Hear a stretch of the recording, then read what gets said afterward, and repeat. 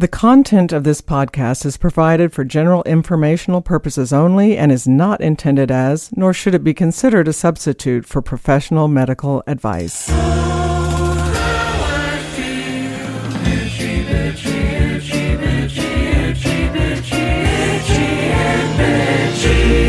Welcome to Itchy and Bitchy, a podcast answering questions about health problems that you thought had no answer. One syndrome that is often underdiagnosed or misdiagnosed is something called POTS, P-O-T-S. People can have symptoms for years and see multiple healthcare professionals before the diagnosis is finally made and treatment can be initiated. So I want my listeners to be aware that this syndrome exists, explain to you what it is, and tell you what you can do to treat it.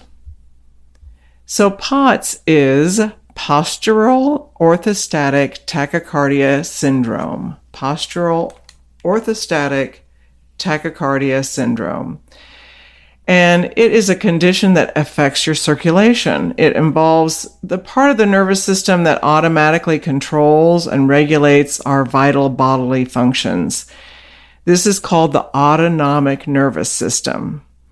It also involves the sympathetic nervous system, which activates the fight or flight response. Someone who has POTS has symptoms that come on when standing up from a reclining position and that may be relieved by sitting or lying back down. So they stand up and the symptoms occur, and if they lie back down, they'll get better. This problem is called orthostatic intolerance. And the symptoms can include lightheadedness, fainting, and a really uncomfortable, rapid increase in heartbeat. So as soon as you stand up, you get dizzy, the heart starts racing, you feel terrible. So normally, the heart rate and blood pressure work together so that the blood flowing through your body does so in an even way, no matter what position the body is in.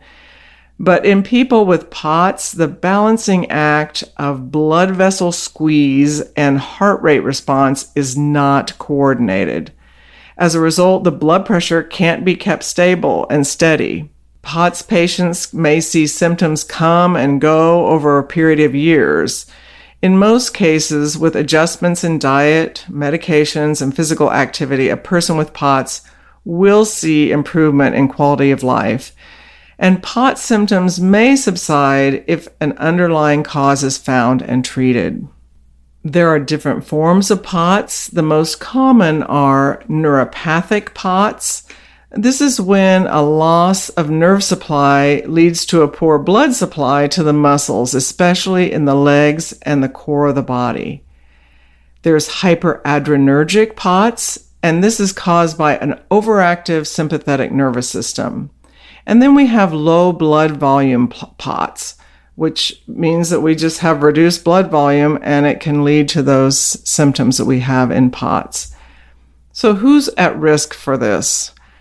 Of course, it's going to be women, but the majority of POTS patients are women ages 13 to 50 years old, 13 to 50.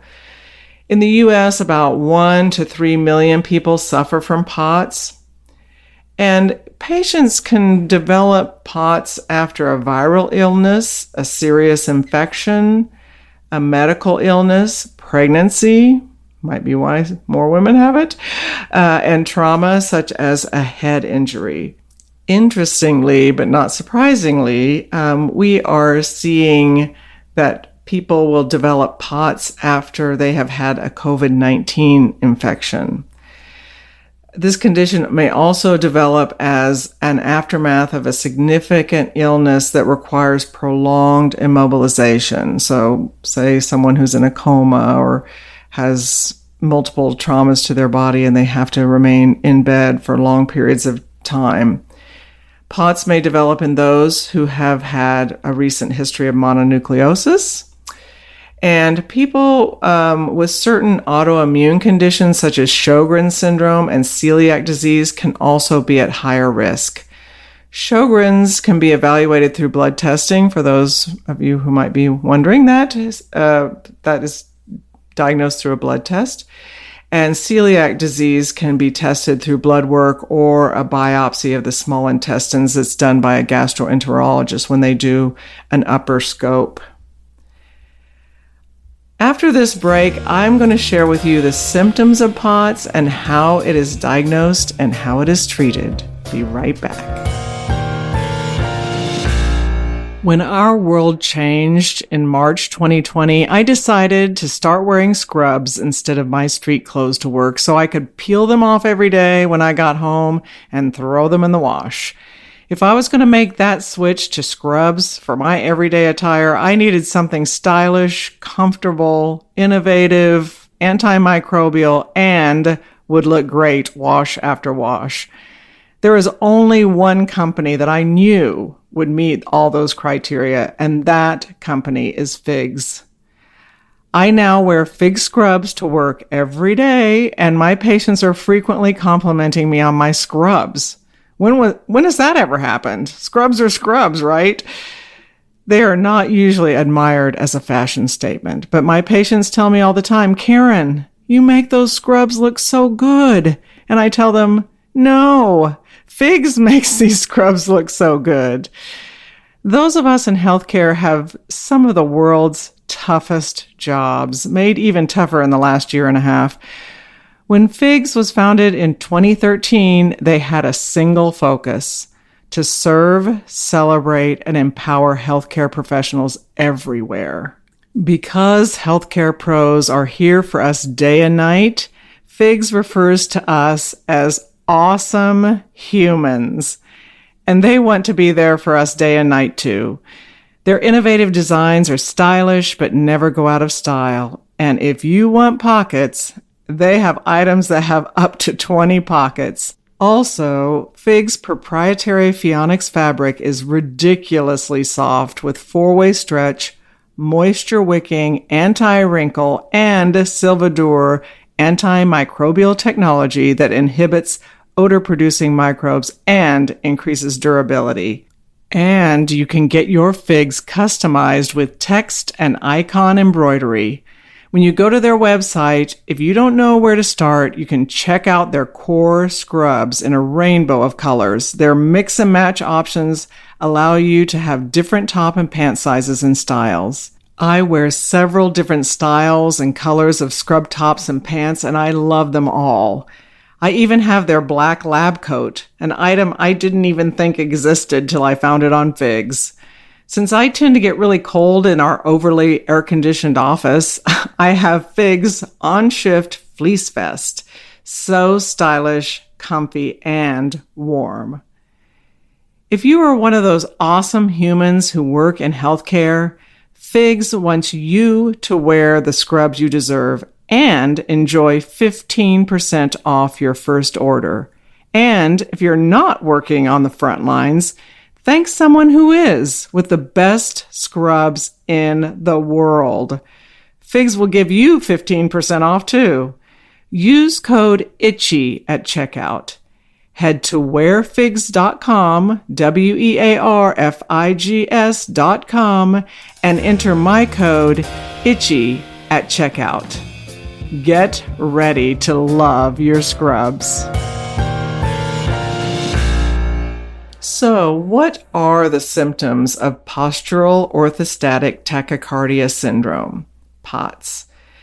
POTS symptoms can be uncomfortable and frightening experiences for the patients who deal with this. POTS patients usually suffer from 2 or more or many of the symptoms I'm going to list for you. Not all patients with POTS have all of these symptoms, however, but they will have at least 2 of them. The first one is high or very low blood pressure readings. So when your blood pressure and blood circulation is dysregulated, we will get these spikes in blood pressure and then these big drops in blood pressure. So if you're seeing real high blood pressure, especially related to posture, when you're going from sitting to standing or lying to standing, that is something to note. A fast or slow heart rate or a racing heart rate. Again, that typically will happen when you are going from lying to standing. Your heart will race, you'll feel lightheaded, dizzy, and it all tends to happen with a posture change.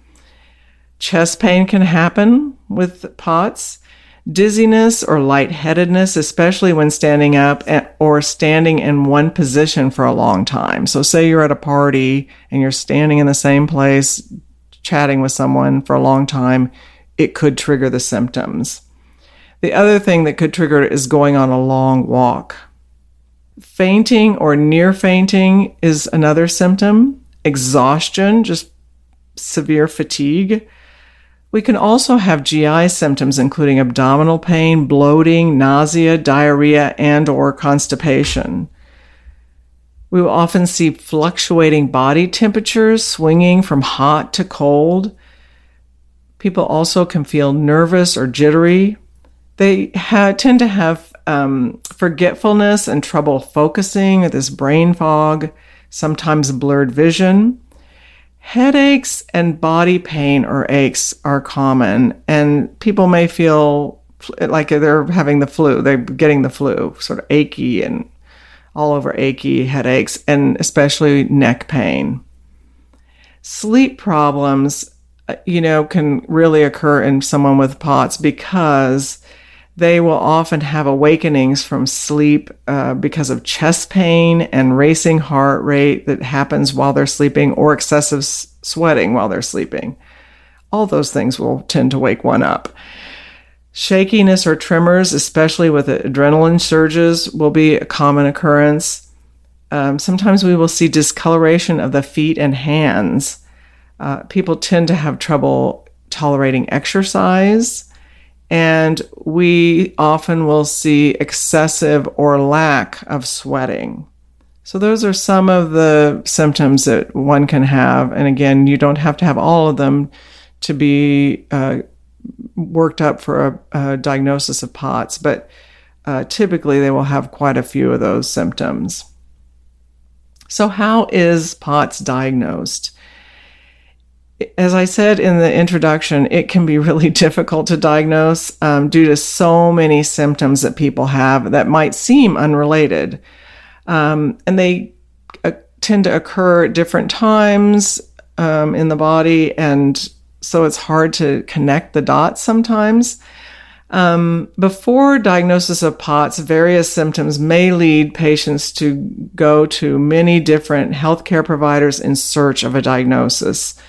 And patients with POTS may have symptoms for months to years before being finally diagnosed with the condition.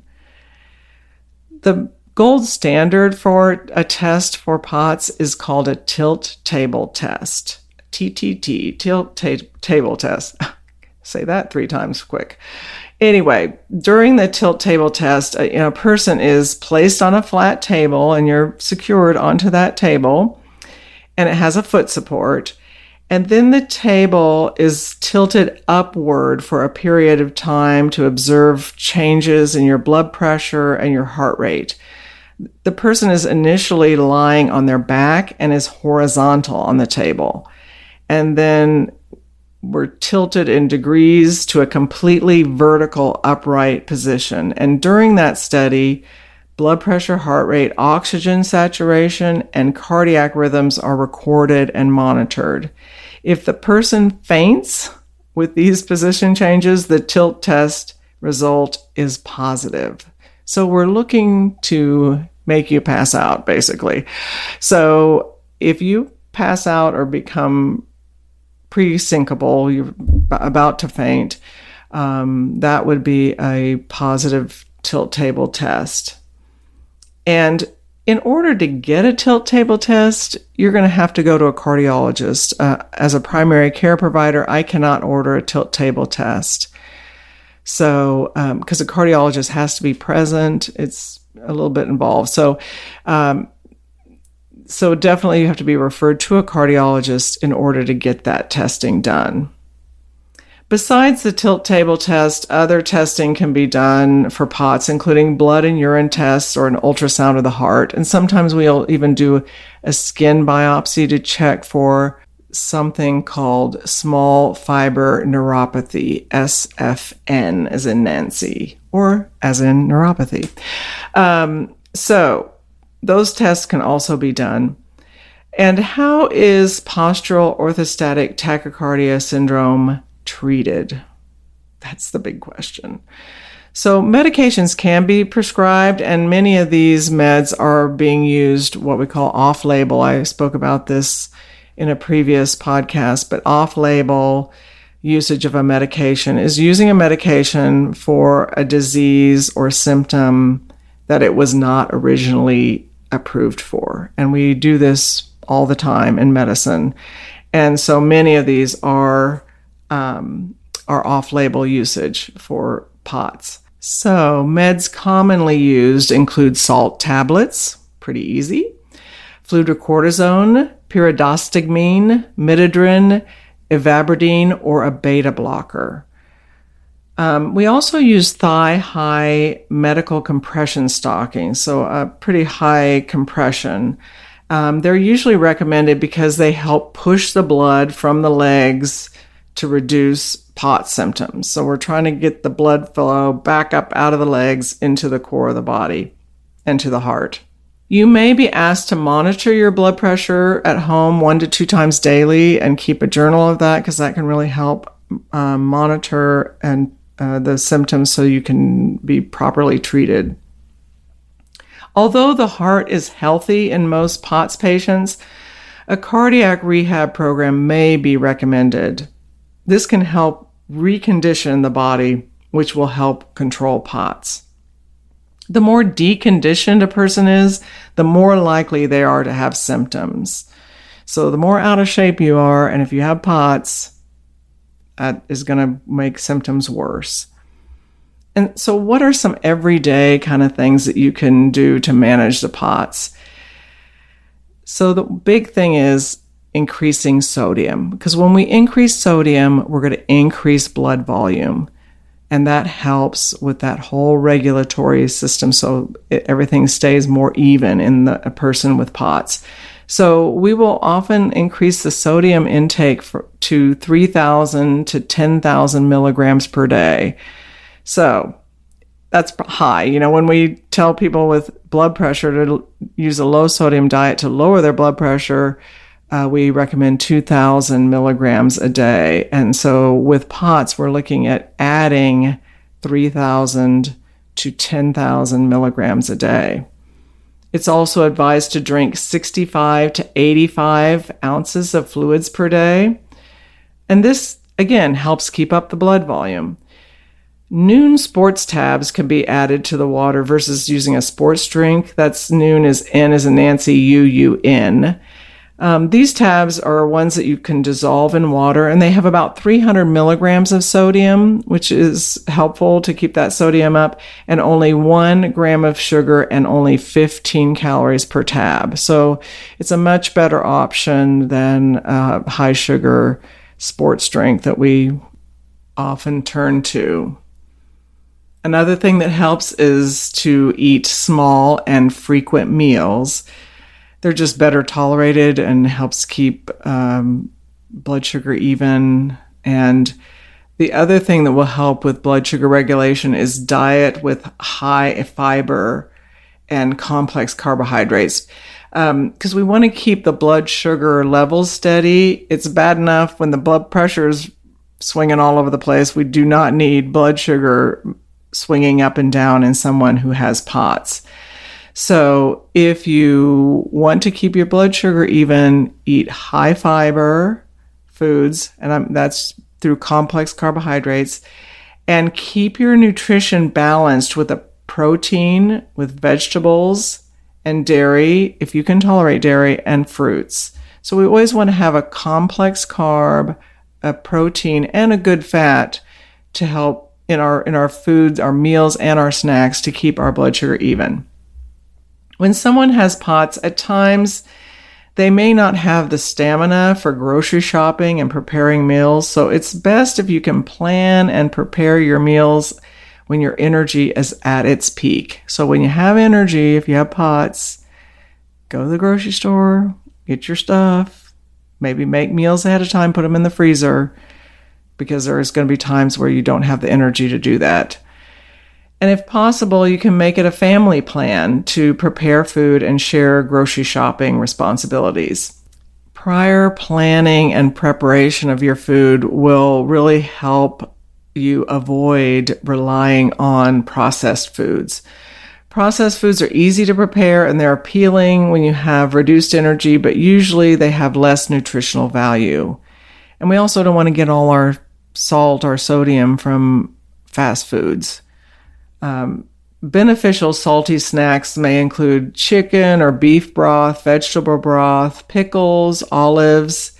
If you love salted fish, you can have anchovies or sardines. Nuts is also a good way to get salted nuts, or a good way to get some extra sodium. It is best to avoid getting sodium by eating snack chips and crackers. You may need a dietary or nutrition consult, and this can be ordered by your doctor or nurse practitioner to help you with your diet. And this consult can be especially helpful for those with celiac and other dietary sensitivities. Often in the early phase of POTS, people don't like how their bodies feel. Their bodies, they just don't feel well, and they don't like the way their bodies look. And so it's tempting to do a fad diet to lose some weight, but that is really not a good idea for a POTS person, because it will just make you feel worse. Another thing that really helps is exercise and physical activity. So that is key to managing the POTS symptoms. One option is isometric exercise, which can be a really good option because it involves contracting your muscles without actually moving your body. When the muscles are squeezed, they push the blood back toward the heart. And isometrics can be done lying in bed or seated in a comfortable chair. It's a good idea to do these in bed before getting up in the morning, to prepare your body for sitting and standing. And speaking of the sitting and standing problem, remember to transition slowly with your body. So you want to go from lying to sitting by going to the edge of the bed, stay there for several minutes, allow the body to adjust. And once you're standing, pause and wait before you walk. And that allows the blood pressure to adjust again. So just give your body a little time to adjust the blood pressure based on your posture and position. If you feel lightheaded at any point, wait for a few minutes in that position to see if it resolves. If not, then return to the prior position as your body isn't adjusting properly. Slow is the key. Another good exercise option is to start a low-intensity walking program. Count how many steps you can do without inducing symptoms to determine your baseline walking ability. So just get out there and walk and see how far you can go by counting the steps while you're doing this until you get symptoms. And then we have our baseline. Then start with walking once a day and gradually work toward adding the amount of time you walk or the number of steps you take. If you start feeling good doing once a day walk, then you can add a second walk in the day. The other option is to try a beginner's yoga class. Yoga really helps with strengthening your body and focuses on breathing, which may help reduce POTS symptoms. So having that breath control really can help. Sleep is a really important thing. I know I say this over and over and over again, but sleep is so important for every health condition and to maintain proper health. So try to maintain a consistent sleep schedule. Go to bed and get up at the same time every day. Even if you've had a poor night's sleep, try to get up at your regular time. A consistent sleep schedule, even with a bad night's sleep, will help you feel better in the long term. Remember that excessive daytime napping may make nighttime sleep less restful. Also, those people with POTS really need to make note of chest pain, sweating, restlessness, or racing heart that they might have during sleep. Since they're so disruptive to sleep quality, it is really important that you report those symptoms to your POTS specialist, which is usually a cardiologist, so that adjustments in meds or diet or exercise, whatever, can be changed to help avoid those symptoms at night. You also want to avoid excessive television viewing or use of a tablet, smartphone, computer in bed to help with sleep. And we've talked about that many times on previous episodes. Raising the head of your bed 6 to 10 inches can help alleviate POTS symptoms. So the entire bed must be at an angle. So raising the head of the bed will reduce urine formation overnight, which will allow for increased fluid volume in your circulatory system in the morning. This may help you wake up more easily, and also you will have fewer symptoms upon arising if your blood volume is better. Make sure the temperature is ideal for you to sleep. And I know that's tricky for a lot of menopausal women, but it really will help you get proper rest if you have that temp right in the bedroom. Talking and writing down your information, your pulse and your blood pressure and journaling it is so important when you have follow-up appointments with your cardiologist or your primary care provider when you have POTS, because that really can help with med adjustment, etc., so that you can feel better. How do people cope emotionally with POTS? Really, when you have POTS, because it can be so disruptive in your life, you really need to be open and honest with the loved ones around you and talk about your diagnosis of POTS. Talk about your fears and hopes and struggles and challenges with the condition. Encourage the people who support you to learn more about POTS so they understand you better. Get enough sleep and eat well and manage your stress. That's all important. Consider joining an online or in-person POTS support group. I know that a lot of people hesitate to do this, but sometimes it really helps to talk with others who have the same issues you have ongoing, so you don't feel so alone or so different. And just be careful with social media. Make sure you're getting a reliable source of information about your condition, about POTS. Go to someplace like uptodate.com or Mayo Clinic. There's a mayoclinic.org website where you can look up diseases and conditions. And so go to a reliable source to get more information about POTS.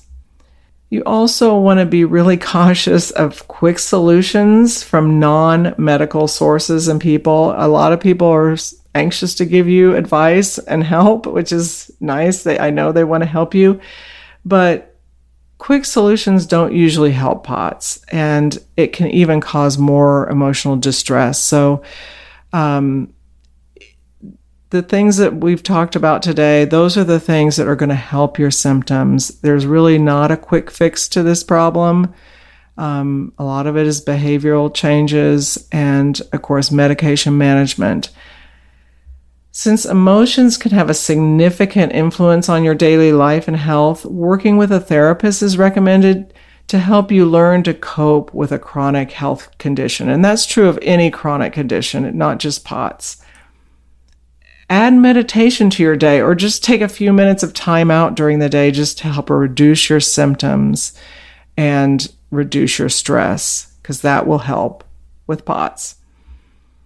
If you have symptoms of POTS that we've talked about today, if you're listening to this and thinking, my gosh, that's me, please talk to your primary care provider so your symptoms can be thoroughly evaluated so you can get treatment for your symptoms and feel better.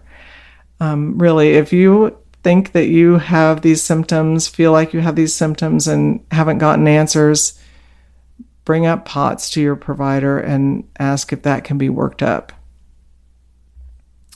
I want to give a big thanks to Figs for supporting today's episode.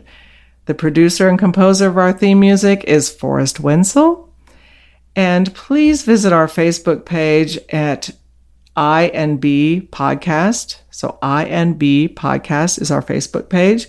We love hearing your comments and your questions. And our website is itchyandbitchy.com, where information on some of the episodes is available in the blog portion at the bottom of the page. Always remember, your health is in your hands. Thanks so much for listening. Stay well.